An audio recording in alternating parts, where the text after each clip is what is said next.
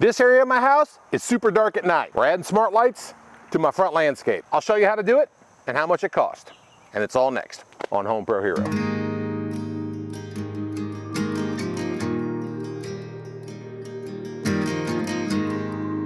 So a couple years ago, I did my own landscaping lights in and around the back portion of my yard, which looks great and pretty easy DIY project. Now I'm wanting to add some lights to the front of my landscape. When it comes to lighting, I preferred wired over solar for a lot of different reasons. One, they look better. Two, they're more consistent. And three, if the sun's not out that day, the lights are dimmer or stronger based on which ones got lights and which ones didn't. When it comes to the smart home portion of the project, it makes sense. My lights are programmed to turn on, and I also can control them from my phone or from switches within my house. Most importantly, the lights are great for security reasons. I parked 2 cars in this particular area and want to make sure they're lit up at night. With all that said, let's get to work.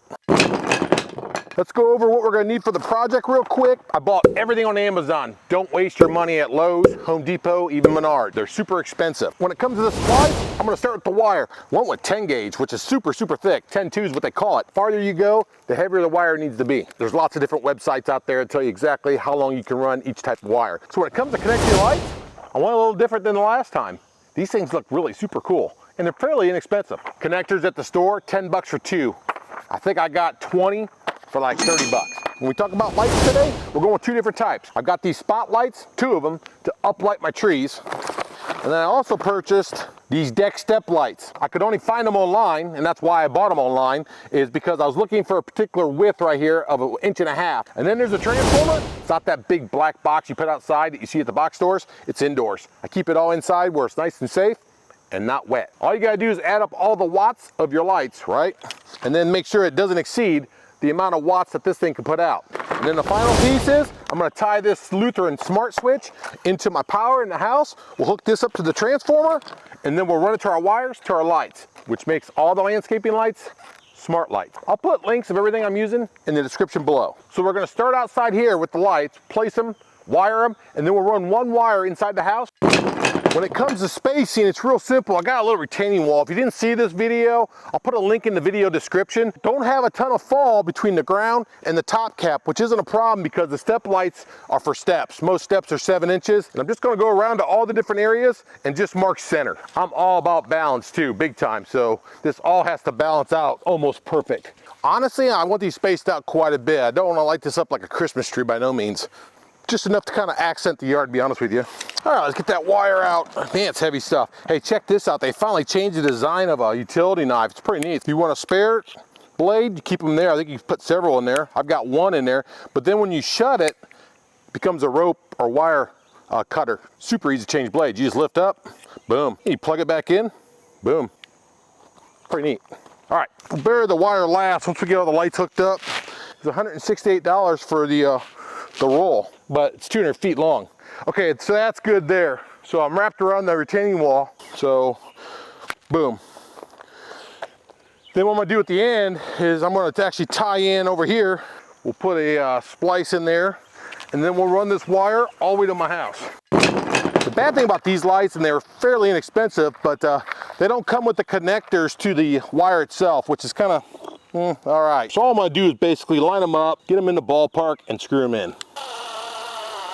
So easy. We'll connect the wires to the main line last. Make sure all these get in place right. Once again, gotta find our mark, which is right there. Center it, eyeball it. They give you anchors and connectors and all that stuff, like these little things, but I'm not using those.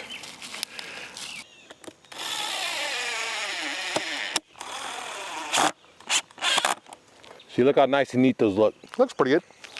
I like it. We're kind of on a rain delayed outside, so what I'm gonna do is I ran down to the crawl real quick. This is the corner of my house that I'm running that low voltage wire to. I've got my long bit here. I'm gonna drill a hole up here in the wood part, not here in the concrete, like from the inside to the outside. That way I don't hit anything inside. All right, here's my box here. I did all this work yesterday. This is an electrical channel, so I'm not gonna cover a ton here. I got all my blacks for my power coming in, my power going out to another plug, all right here along with the black switch. And then the blue on here, I'm not sure what that's used for, but it said cap it, so I did. The white on the switch ties into all the other whites that go through to the different plugs, and then also the white that goes to the transformer.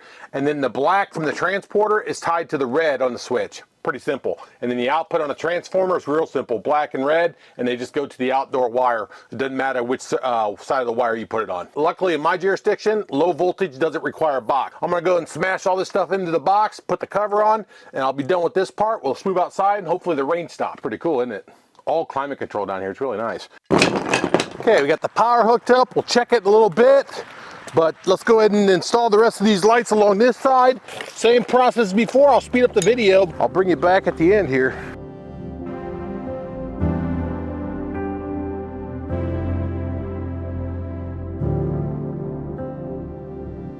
Yeah, it's a lot more work than what solar lights are, but the quality's 10 times better, and long term, it'll last forever.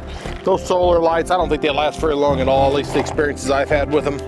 But, you know, if you don't have access to power like I do, maybe you do solar. Okay, back out here. Here's the line running from the house. Okay, let's just make sure that everything works fine. Front lights, okay, they should be on right now. Let's just see. Yep, they're on. Turn it off. Boom. Nothing, right? Okay, I've got it power off. So I'm gonna try to use these connectors here. This wire is so big, but let me strip these wires down. We'll plug them all together, and I'll show you a little secret I'm gonna use right here. I love this stuff. It's tight. Okay, good. Okay, we are on.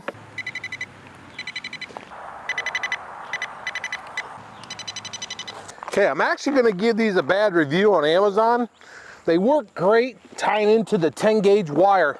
But the problem is the wires coming off the lights are really small. Maybe it's just the ones I bought, but I looked at the ones in the back and they were the same way. They're really skinny. There's no way on earth, it's hard as heck to get that wire right there to be center in there. That little probe's gonna hit it and lock it in. So I had this 18 gauge wire, just had laying around the garage. I think 16 would work fine too, but anything less than that, 14, 12 may be too tight. 10's definitely way too tight. So I'll show you what I did. I just took a snippet of it like that.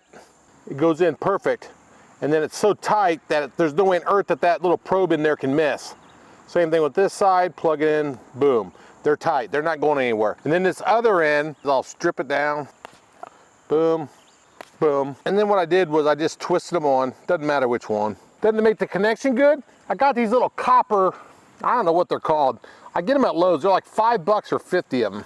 And they're awesome, because all you gotta do is put them on there and then smush them. So boom, pinch them, that's it. Now I will trim up the end of it, make it look nice. I did the exact same method when I did my backyard landscape lights, and it worked fine. I haven't had a problem with any of them, to be honest with you. We don't want them touching each other. I could use electrical tape here, but I like this liquid tape. It's pretty cool. I get it at Menards, I think it's everywhere. So you just put it on there, let it dry, and then you hit it again, and it's usually pretty good at that point. And it makes it nice and watertight. I mean, really watertight compared to like electrical tape. And if you look at the price of those nuts, the waterproof nuts, no way, man, those things are ridiculously expensive. Then all we gotta do is use this part, and we'll just pinch that wire like we did. The pinching of the wire works great with these clamps. Other than that, they're worthless. And then you smush it. You see it turned on, and we're good. That one's working. So I'm gonna knock out all the others. It's the best way of doing it. I'll show you when I'm done what they all look like, but I got a bunch of them to do. So let's do the spotlight real quick. Pretty simple. I got a spike, you put it in the ground. And you kinda wanna hide it. So with this, I'm gonna go right up in here somewhere. Maybe like right up in here. You know what, it might look good right there. Let's just plug it in there for now. We'll adjust later tonight. Boom, that's there. Then all I gotta do is tie into the main line like I did with all the others. Okay, the connections are done, they're all dry. We tested everything works. I'm gonna go ahead and bury it all. It's nothing special, whatever you can do to get in the ground. It doesn't have to be very deep either. I've got a special surprise I did off camera for you that I'll show you tonight when it gets dark. Okay, I got that all buried, looks pretty good. Now we're gonna go ahead and put this in the grass, which kind of sucks, but all you gotta do is use a spade. I go down about 3 or 4 inches. There's nothing in the way here. And I just crack it open like that. And then what I'll do is take it, go ahead and put it in now, and then step on it. You'll never know it's there. It doesn't have to be deep. Ooh, the humidity is killing me today. That rain put a lot of humidity in there. I'll put silicone in that hole to keep the bugs out. Well, let's see what happens tonight. I'm gonna go take a shower, maybe have a drink, wait for the sun to come down, and I'll show you how it looks. 3, 2, 1, I hope they turn on. Of course it's gonna turn on, it's YouTube. Boom. The setup of the smart switch on my system, the Lutheran system, was super simple. Keep in mind, you have to have the hub, which is relatively inexpensive. Then you can add as many switches as you want. So how much did it cost? About $425. The majority of that coming from the heavy duty 10 gauge wire I had to use for this project because I was going so far away from my transformer. It improves the safety and security of a dark spot on my property. It also increases my curb appeal, which increases my home value. Remember the surprise? It's Old Glory. I put a 30-watt wired spotlight off the same system I just installed on it. It looks phenomenal coming up the driveway. I love it. Well deserved. Thanks for watching. Take care, and I'll see you next time.